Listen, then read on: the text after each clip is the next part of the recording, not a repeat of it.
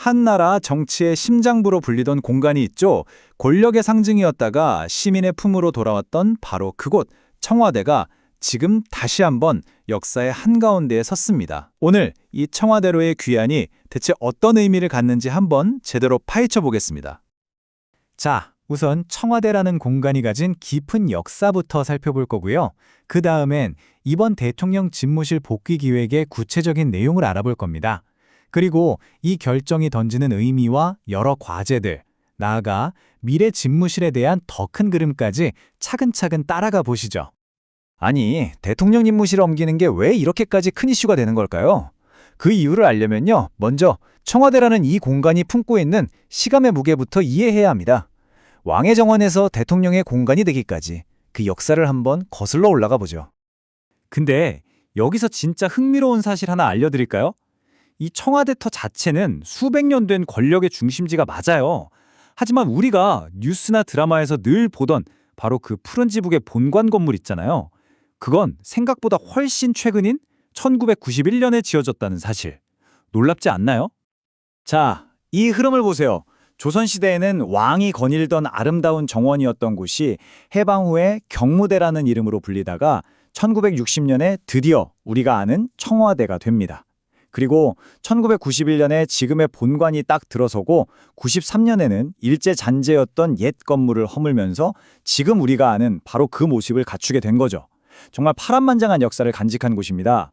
청와대 하면 딱 떠오르는 게 뭐죠? 바로 그 푸른 지붕이죠. 이 이름의 근원이 된 푸른 기와, 이게 그냥 기와가 아니에요. 100년이 넘도록 그 푸른 빛을 유지하도록 특별하게 구원했다고 하는데요. 이 기와가 자그마치 15만 장이나 쓰였다고 합니다. 정말 대단하죠? 근데 이 푸른색은 단순히 예쁘라고 쓴 색이 아니라는 거죠. 우리 전통에서 푸른색은 맑고 깨끗함, 그리고 욕심 없는 마음, 즉 청렴을 상징하거든요. 다시 말해서 이 건물 지붕에는 대통령이 부디 청렴하게 나라를 잘 다스려 주길 바라는 국민의 염원이 그대로 담겨 있는 셈입니다. 이렇게 깊은 역사와 상징성을 가진 공간이다 보니까 이재명 대통령이 다시 이곳으로 집무실을 옮기겠다고 한 결정이 더더욱 큰 주목을 받을 수밖에 없는 겁니다. 자, 그럼 그 계획을 좀 더 자세히 들여다볼까요? 왜 하필 다시 청와대였을까요? 그 이유는 대통령의 이 한마디에서 아주 분명하게 드러납니다. 현재 용산 집무실의 업무 환경에 대해 아주 강한 불만을 토로한 건데요. 직접 들어보시죠. 그리고 이 결정은 말로만 그치지 않았습니다. 바로 행동으로 옮겨졌죠. 2025년 8월 1일을 기점으로 청와대 관람이 전면 중단됐고요. 대통령 집무 공간으로서의 기능을 되살리기 위한 대대적인 보안 강화와 시설 보수 작업에 들어갔습니다. 이 조치가 얼마나 큰 변화인지 이 숫자 하나가 딱 보여줍니다. 개방된 지 불과 3년 남짓한 기간 동안 무려 852만 명, 이렇게나 많은 시민들이 찾고 사랑했던 공간이 다시 굳게 문을 닫게 된 겁니다. 물론 이 결정은 단순히 사무실을 옮기는 그런 이사의 문제가 전혀 아닙니다. 여기에는 상징이라는 명분과 비용이라는 아주 현실적인 문제가 정말 팽팽하게 맞서고 있거든요. 바로 이 지점에서 찬반 논리가 극명하게 갈립니다.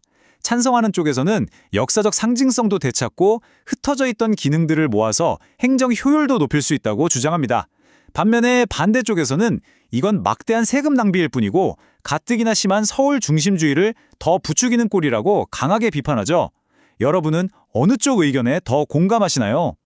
반대 여론이 가장 크게 지적하는 부분은 역시 돈 문제입니다. 이번 이전을 위해서 들어갈 것으로 예상되는 국민 세금이 자그마치 259억 원에 달합니다. 찬성하는 쪽에서는요, 이 비용이 결코 아깝지 않다고 주장합니다. 대통령의 상징적인 권위를 바로 세우고 비서실이나 안보실 같은 핵심 기능들을 한 곳에 모아서 효율을 극대화하고 이미 갖춰진 세계 최고 수준의 지하 벙커 같은 보안 시설을 다시 쓰는 게 국가 운영 전체로 봤을 때 훨씬 이득이라는 논리입니다. 하지만 반대의 목소리도 정말 만만치 않습니다. 막대한 세금 문제도 문제지만 리모델링하고 보안시설 복구하는 데 최소 6개월 이상 걸릴 거라는 점, 또 국토 균형 발전이라는 큰 시대적 과제에 역행하는 결정이라는 비판, 그리고 무엇보다 수많은 시민이 즐겨 찾던 소중한 공간을 다시 빼앗는다는 점을 강하게 지적하고 있습니다. 그런데 여기서 이야기가 끝이 아닙니다. 이 계획이 단순히 청와대로 돌아가는 것에서 멈추는 게 아니거든요. 사실 이건 훨씬 더 큰 그림의 한 조각일 뿐입니다. 대통령이 진짜로 구상하는 집무실의 최종 목적지는 따로 있었습니다. 바로 이 3단계 계획입니다. 그러니까 용산은 그야말로 임시 거처였고 이번 청와대 복귀는 최종 목적지로 가기 위한 중간 단계라는 거죠.